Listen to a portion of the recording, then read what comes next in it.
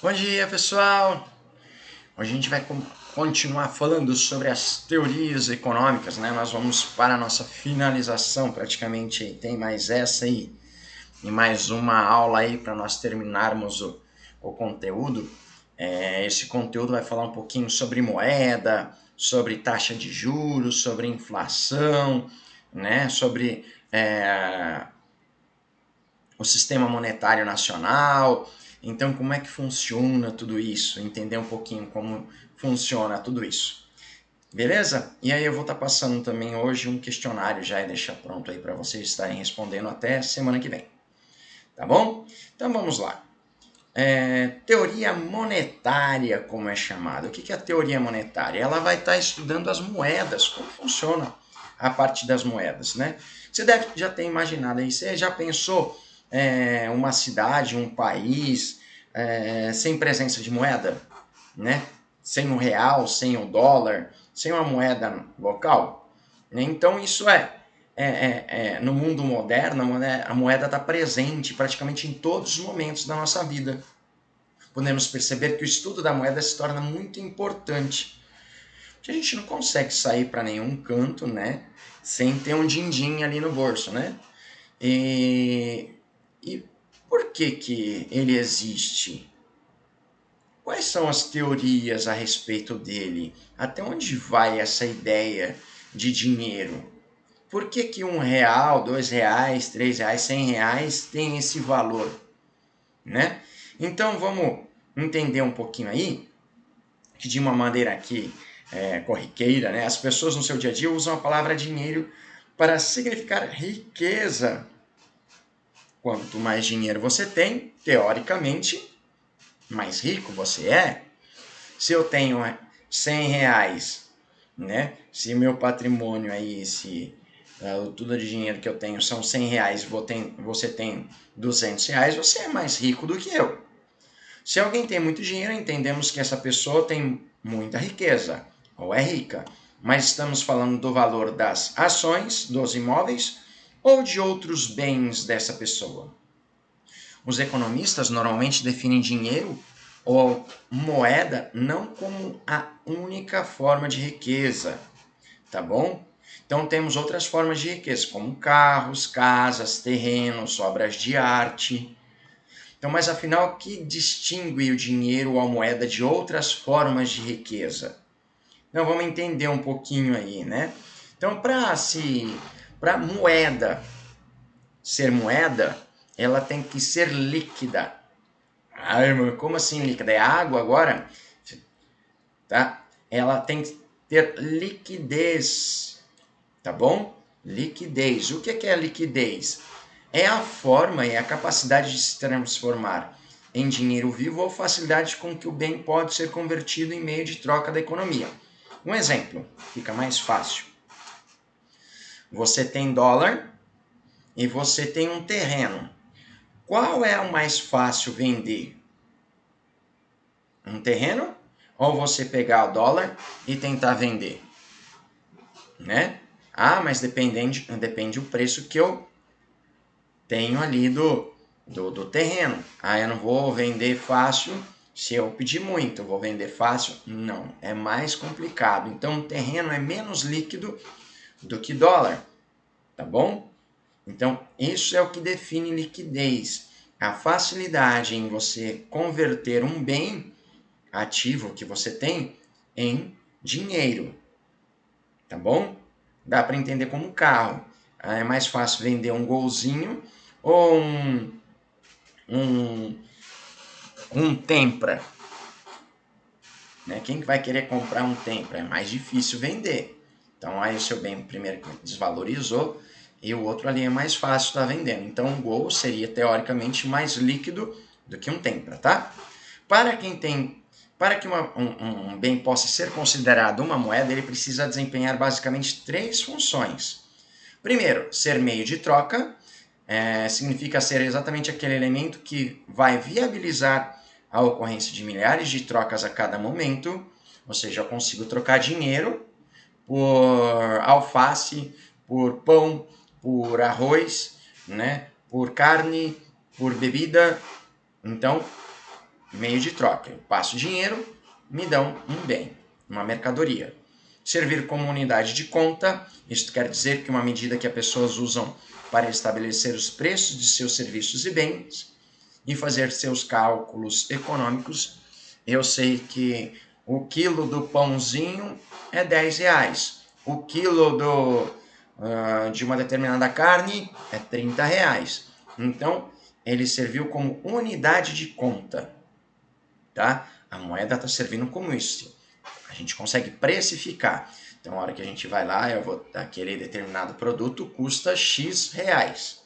Então, unidade de conta, eu consigo converter aquele produto em moeda. Eu consigo precificar, né? Então, eu quero levar uma pipoca para casa, eu sei que se eu tenho R$5 eu vou conseguir levar. Então, fica fácil. Então, é unidade de conta isso. Funcionar como reserva de valor, que a moeda precisa guardar o poder de compra ao longo do tempo, guardar o poder de compra de hoje para amanhã. Um exemplo, amanhã, daqui 5, 6 dias, se eu tiver esses R$10, eu sei que eu vou lá na padaria e eu consigo comprar 1 quilo de pão, como eu conseguia comprar há 10 dias atrás. Tá bom? Então, reserva de valor. Eu consigo pegar e juntar isso daqui, e juntando e ela não desvalorizar tanto, pelo menos, que aí entra a inflação, mas eu consigo estar guardando isso. Tá bom? Tipos de moeda. Existem basicamente 2 tipos de moeda, tá? A moeda mercadoria, que é chamada moeda mercadoria, e a moeda de curso forçado. Qual é a diferença dessas duas? De mercadoria é aquela que toma a forma de mercadoria como valor em si. Mesmo não sendo moeda, teria valor, ou seja, seria aceita naturalmente. Um exemplo clássico desse tipo de moeda é o ouro, mas existem outras mercadorias que podem ser consideradas moeda mercadoria, como por exemplo o cigarro nos campos de concentração, que o pessoal trocava cigarro por benefícios, por outros produtos, tá? Então, moeda mercadoria é aquela que a gente consegue também transformar um determinado produto em moeda, tá bom? Isso é normal. Como é o ouro, antigamente, quando começou, né? Tem o ouro, a prata, as moedas de prata, as moedas de ouro, tinha as moedas também de bronze.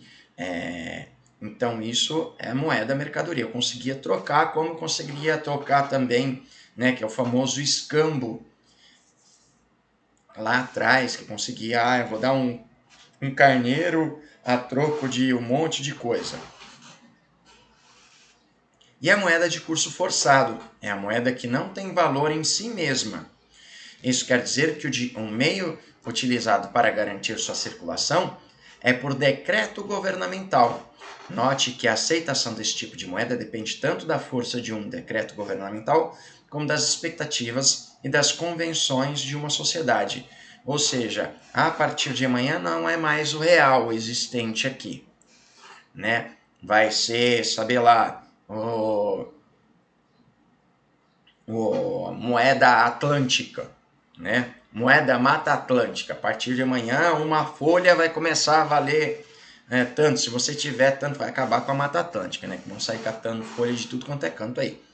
Mas é um exemplo. Aí o governo vai, baixa lá, e a partir daquele momento vai existir isso. Isso aconteceu muito na época da inflação, quando a gente recebia no começo do mês e chegava no final do mês, não ia, e acabou subindo tanto e era tanto zero que o governo trocava de moeda em moeda e fazia.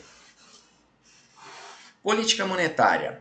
Política monetária, estamos nos referindo às ações do governo no sentido de controlar as condições de liquidez da economia, tá bom? Diante disso, a política monetária pode ser definida como controle da oferta de moeda e das taxas de juros. Aqui, 2 coisas novas: oferta de moeda e taxa de juros. Mas como assim oferta de moeda?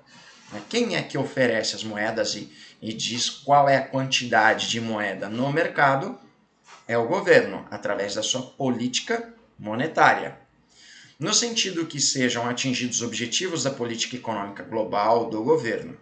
Alternativamente, também pode ser definida como a atuação das autoridades monetárias, por meio de instrumentos de efeitos diretos ou induzidos, como o propósito de controlar a liquidez global do sistema econômico. Isso acontece muito, vamos dizer assim, o que os governos fizeram. A inflação está subindo. Aí o governo restringe o empréstimo e a circulação de dinheiro no mercado para que as pessoas não tenham facilidade em pegar empréstimos e fazer financiamentos e fazer com que os produtos subam de preço, que é a chamada inflação. Quando os produtos sobem de preço, é chamada inflação, que é a desvalorização da moeda. Tá bom? Aqueles 10 reais que eu conseguia comprar o quilo de pão, daqui a um ano eu não consigo mais, né? Eu vou precisar de 11, 12 reais. Por quê? Porque o dinheiro se desvalorizou. Quando essa desvalorização, a inflação. Então o governo entra com as suas políticas econômicas para que a inflação não descambe, não saia do controle dele, né? E comece a virar uma bola de neve como já existiu no país.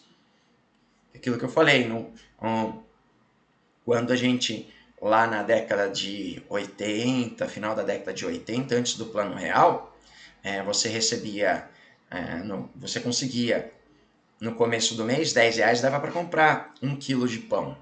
Só que no final do mês você precisava de 20 reais para comprar 1 quilo de pão, ou seja, o dinheiro tinha desvalorizado 50%, a inflação tinha aumentado quase 100%. Então para que isso não ocorra, o governo tem algumas ferramentas, que uma delas é essa: restringir a movimentação e a liquidez do dinheiro, tá?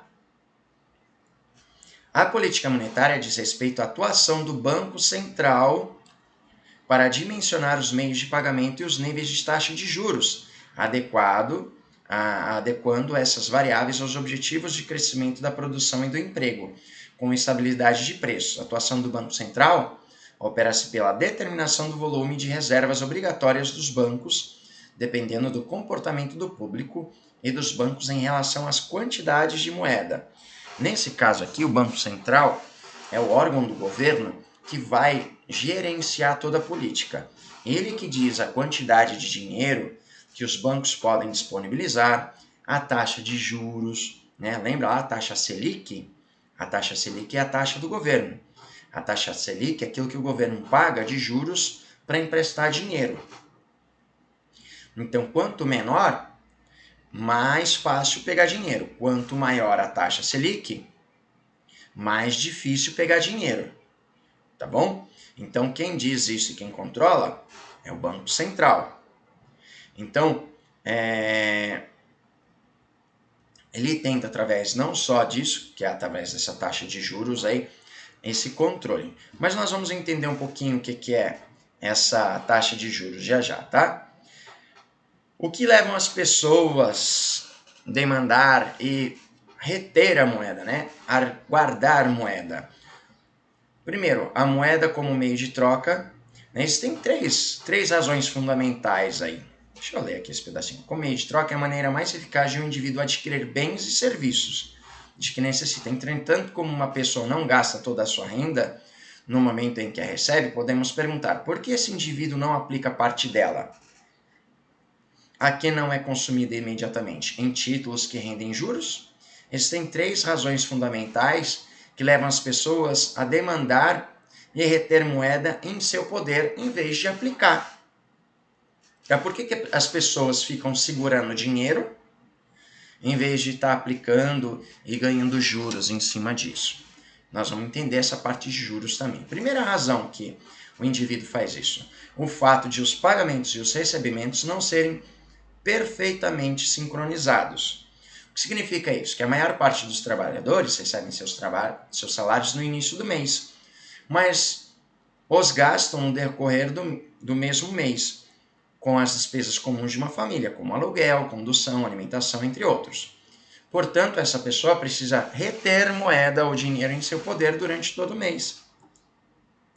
A essa razão, para a retenção de moeda, damos o nome de demanda da moeda para transações, ou seja, aquele dinheiro que você recebeu, que você vai gastar durante o mês. É um dos fatores que a pessoa fica com o dinheiro ali.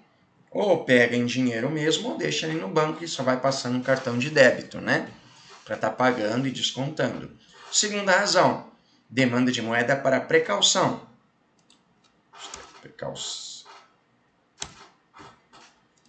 Isso significa que as pessoas previdentes sempre têm certa soma em seu poder, reservada para um imprevisto, como um problema de saúde, uma batida de automóvel, entre outros, tá? Isso demanda de moeda para precaução. Então tá ali, deu uma dor de barriga, precisou comprar um remédio, alguma coisa ali, então ele tem um dinheiro fácil ali, que às vezes o investimento, ele tem que fazer esse investimento e deixar parado durante um determinado tempo. Às vezes ele não vai conseguir sacar naquele momento que ele está precisando, ou ele vai perder dinheiro. E a terceira razão é para especulação, demanda especulativa. Essa razão está associada ao fato de a moeda funcionar como reserva de valor. Se o indivíduo já separou a sua renda, aquelas parcelas destinadas às transações e às precauções, o procedimento mais razoável seria aplicar o restante em títulos, que rendem juros, pois nada acontece com o dinheiro quando está simplesmente em casa ou depositado em um banco em conta corrente. Tá?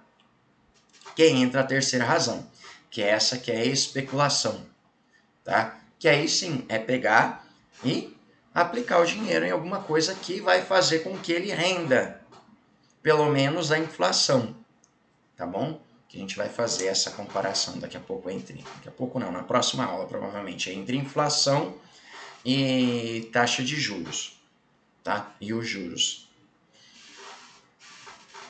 Então vamos entender aqui o que é taxa de juros, tá? Um pouquinho, tem bastante coisa aqui, depois eu vou estar disponibilizando esse material para vocês, mas de uma forma bem simples, é isso daqui, ó. Taxa de juros. Valor da remuneração que o tomador de um empréstimo deve pagar ao proprietário do capital emprestado, geralmente expresso sobre a forma de porcentagem do valor tomado, emprestado por período definido no contrato de empréstimo. Ou seja, eu estou querendo pegar dinheiro emprestado seu, né? Beleza, você até me empresta. Mas e aí, o que eu ganho em troca? Eu não, né? Você. O que você vai ganhar em troca por estar emprestando o seu dinheiro para mim? Os juros. Então, tem uma frase aqui, ó. Deixa eu ver aqui. Aqui, ó. Para entendermos perfeitamente a demanda por moeda, basta lembrar que a taxa de juros é o preço da moeda. Isto é, o preço do dinheiro no mercado financeiro. Assim, no mercado financeiro, onde se encontram a oferta e a demanda por dinheiro, o dinheiro se transforma em uma mercadoria, cujo preço é a taxa de juros. Ou seja, para que eu possa estar pegando dinheiro emprestado seu, eu tenho que pagar o quê? Os juros. Então, os juros passou a ser a moeda da mercadoria moeda. Tá? Então, a taxa de juros é isso. Essa moeda.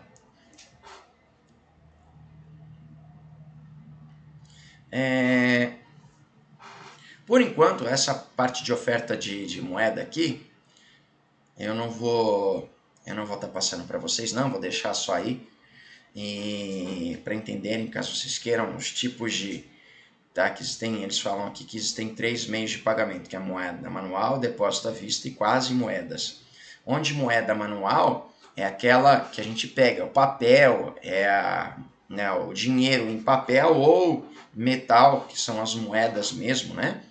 Os depósitos à vista, que são aqueles que estão ali no banco e eu posso utilizar a hora que eu quiser, que eles chamam de depósito à vista, que aquele dinheiro está guardado no banco, e o quase moeda, Esse quase moeda é tudo aquilo que eu posso transformar em moeda de forma rápida, né? Que tem uma liquidez, que aí entre os papéis das aplicações. CDB, RDB, Tesouro, ações, tá? Então, tudo isso. Então, esses 10 servem como meio de pagamentos. Aí eles chamam aqui moeda manual, que é M1, depósito à vista, M2, e quase moedas, M3, que está aqui embaixo. Beleza? Então, pessoal,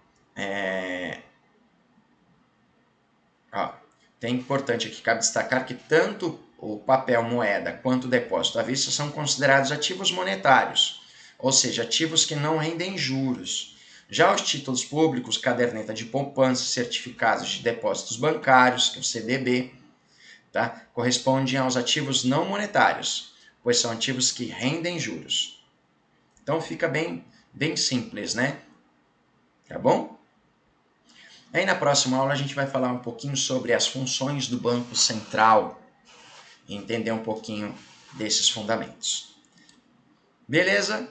Pessoal, na aula de hoje é isso daí. Daqui a pouco eu vou estar colocando um questionário com base no que a gente passou aí para vocês estarem preenchendo, valendo para o POAD 10, algo bem lightzinho, que vocês podem pegar tudo que eu passei, dar uma pesquisada lá, né? E tá respondendo tranquilamente. E caso vocês tenham alguma dúvida, é só me chamar porque eu estou à disposição de vocês.